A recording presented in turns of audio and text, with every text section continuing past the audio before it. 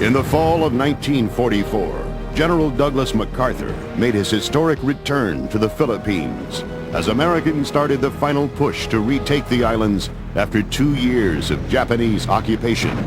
It was to be a bloody confrontation with one of the highest body counts of the war.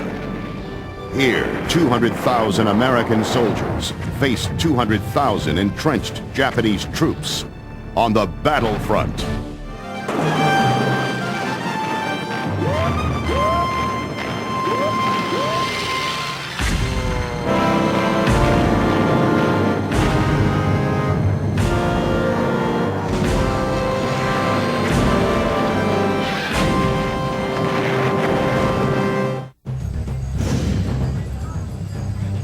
In the fall of 1944, the Japanese have held the Philippine Islands for more than 2 years.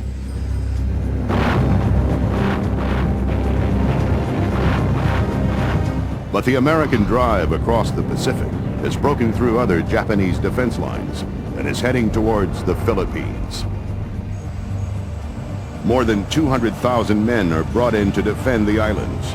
To command this army, the Japanese picked the Tiger of Malaya, Tomoyuki Yamashita, regarded by many as Japan's greatest general. In September of 1944, the Japanese knew that the Americans would likely strike next at the Philippines. But the Japanese High Command was split on how to defend the Philippines. General Yamashita Tomoyuki on Luzon, the northern large island, wanted to defend that island. And however, Imperial headquarters in Tokyo insisted on fighting the decisive battle on Leyte. Yamashita sends only one division to Leyte. He will let the Americans strike, then use the full force of the Japanese Army, Navy, and Air Force to crush them. The bulk of Yamashita's army is kept on Luzon, from where he will launch a crippling counterattack on Leyte. October 15th, the U.S. 7th Fleet and transport head for the Philippines. Over 700 ships. Aboard are more than 200,000 men of the U.S. 6th Army, veterans of Guadalcanal, New Georgia, Bougainville, and New Guinea, under the command of General Douglas MacArthur, who must deliver the 1-2 punch to liberate the Philippines. First they hit Leyte, then Luzon. 16 waves of assault troops are to go ashore. One of these units is the 1st Cavalry Division, assigned to a mile-long stretch of sand called Beach White. The U.S. Army's 1st Cavalry Division was an old pre-war regular formation. Many of its soldiers had been in the regular army before the Second World War. Originally, the purpose was to use horse transport to provide mobility in places such as mountains where trucks would find it difficult to move. As World War II broke out, it became apparent that there really wasn't much call for cavalry, and their training shifted away from cavalry training to infantry training.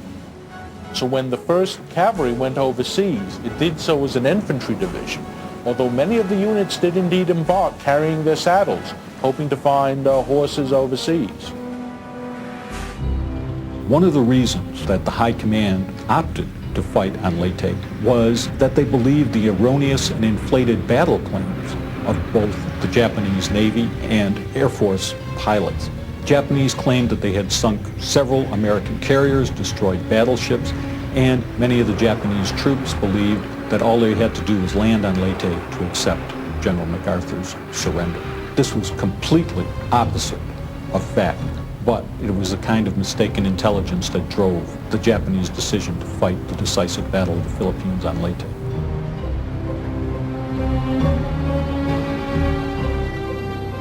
The Filipinos had a mixed record with the Japanese. In the larger cities, there was probably a great deal of collaboration. This didn't mean the Filipinos liked the Japanese or endorsed their policies. Philippine communists, on the other hand, in northern Luzon, waged an unremitting and vicious guerrilla war against the Japanese, as did American-led Philippine-American guerrilla units that were scattered throughout the islands.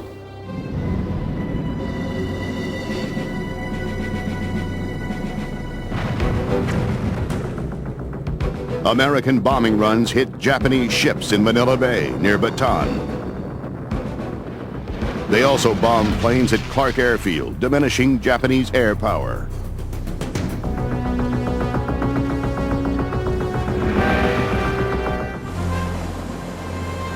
General MacArthur's convoy heads for Leyte, but a network of mines blocks the entrance to Leyte Gulf. Minesweepers and demolition teams are called in to clear the way.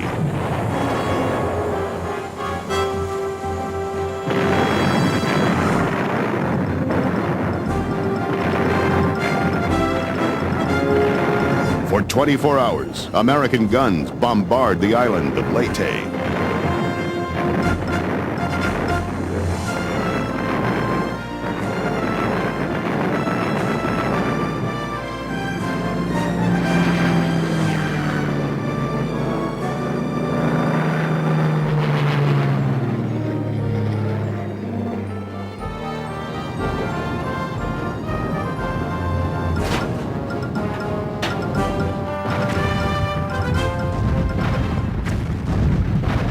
At the dawn of Invasion Day, the shelling is turned on full force while the army sets to go ashore.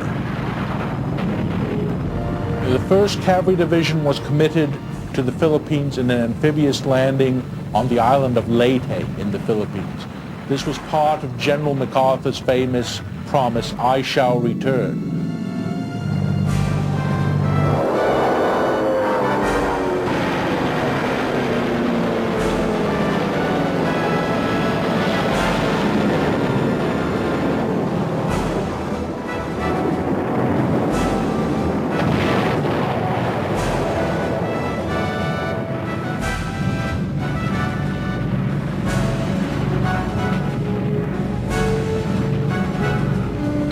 The impact on the men involved, even though they had trained for months in Australia, further north, in amphibious invasions, there must have been a great deal of fear and anxiety. They would come ashore then in open landing craft,